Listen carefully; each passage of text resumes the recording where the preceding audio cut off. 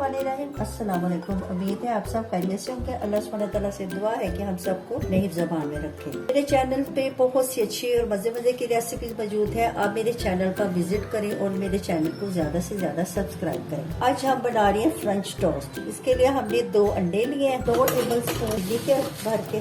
बिस्मिल्लाहिर्रहमानिर्रहीम।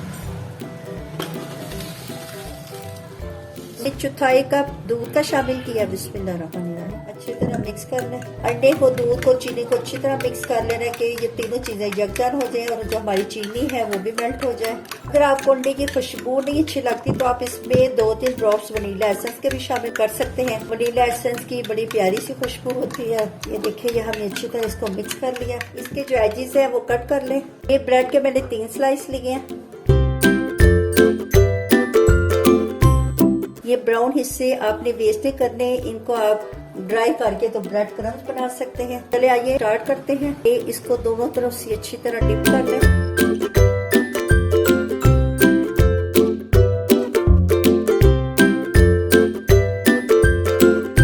चारों तरफ अच्छी तरह लगा लें अंडा। अब ये इसको डिप करके इसके ऊपर यूं रखें। अब ये जो बाकी अंडा है ये इसके ऊपर लगा दें।